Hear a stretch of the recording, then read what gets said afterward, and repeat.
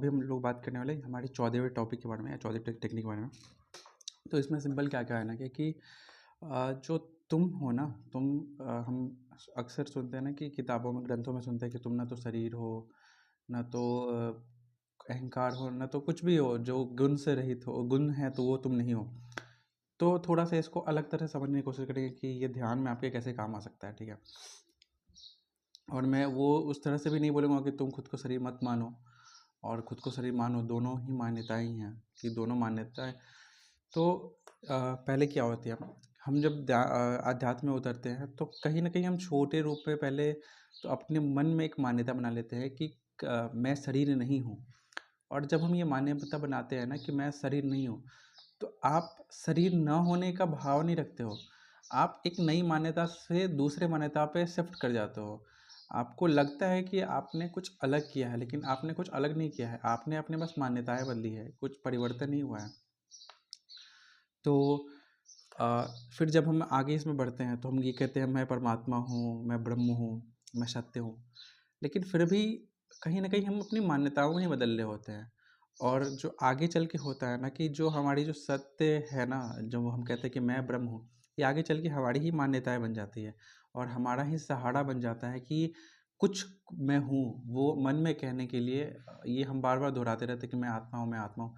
तो आप नई मान्यता से देखिए दूसरी मान्यता में जा रहे हैं। और ये ध्यान में बहुत कहते हैं ना उल्टी चीज़ होती है। ध्यान आपको कुछ बनाना नहीं चाहता है, क्योंकि ध्यान को पता नहीं है कि आप ब्रह्म हो, आत्मा हो, शरीर नहीं हो, अशरीरी की चीज़ हो, क्या हो। ध्यान की घटना को पता नहीं है।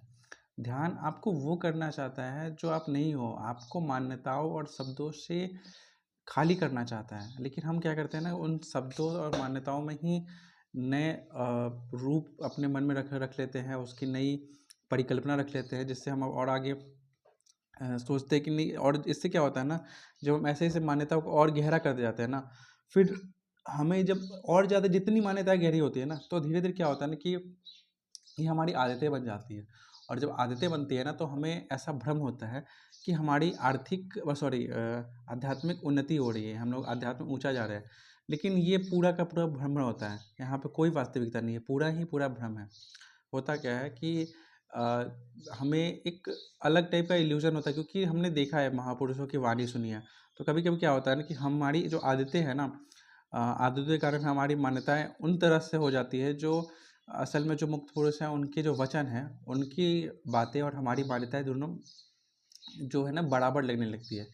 लेकिन देखो, शब्द ऊपर ऊपर से सुनो, शब्द एक ही होते हैं, वाक्य भी एक ही होते हैं, लेकिन जो ग्रहण करने का भाव होता है ना, वो अलग होता है। आपके ग्रहण करने का भाव मान्यता है, उनके ग्रहण करने का भाव शब्द, और शब्द के अर्थ और सूचनाएं मात्र हैं।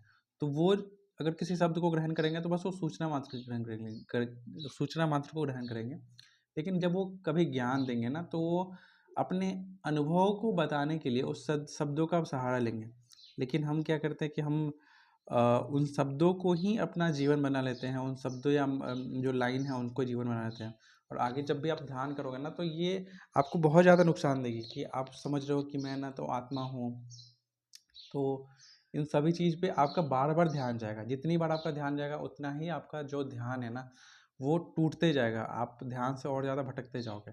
तो हमें पहला स्टेप ये करना है कि हमें इन मान्यताओं को भी छोड़ना होगा कि मैं शरीर हूँ और मैं शरीर नहीं हूँ, मैं परमात्मा हूँ और मैं परमात्मा नहीं हूँ, मैं सत्य हूँ और असत्य नहीं हूँ। क्योंकि दोनों पलड़े जो है ना मान्यताओं की ही हैं। आप जिधर भी जाओ, आपको एक अच्छी मान्यता लगेगी, बुरी मान्यता लगेगी, लेकिन मान्यता मान्यता है। और ध्यान में जब जैसी मान्यताओं का प्रवेश होता है ना, तो ध्यान का जो स्तर है या जो ध्यान की जो गहराई है वो पूरी तरह से ख़त्म होने लगती है। तो अभी के लिए इतना ही। अभी आप लोग को दो और दूसरे भी टॉपिक पे अलग अलग तरह से बात करूँगा अभी, और अगला भी है। अभी तो बहुत सारे हैं, समझो 15 से ऊपर अभी तो टॉपिक्स हैं। तो उस पर अभी बात करूँगा, सिर्फ ध्यान के ऊपर 15 से ऊपर टॉपिक। तो अभी के लिए इतना ही। अभी कोई आप लोग को जो भी प्रश्न हो ना, या उसके ऊपर जो मैंने बोला है, तो इसके ऊपर कुछ आपको अगर बोलना हो तो आप भी नीचे कमेंट वगैरह में लिख कर पूरा अच्छे से थोड़ा विस्तार से बताना, ताकि मुझे भी पढ़ने में अच्छा लगे।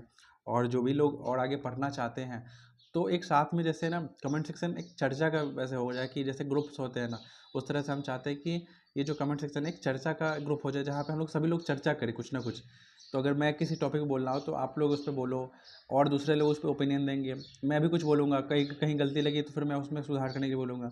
कई बार मुझे ही कुछ सीखने को मिल जाएगा। तो ये बहुत हमारे लिए उपयोगी है। आप इसका उपयोग मैं चाहता हूँ करो, और हम दोनों को मतलब जितने भी लोग हैं ना, मैं हूँ और आप हो, दोनों को फ़ायदा होगा। तो अभी के लिए इतना ही, ठीक है। मिलते हैं किसी नेक्स्ट दूसरे वीडियो में मिलते हैं।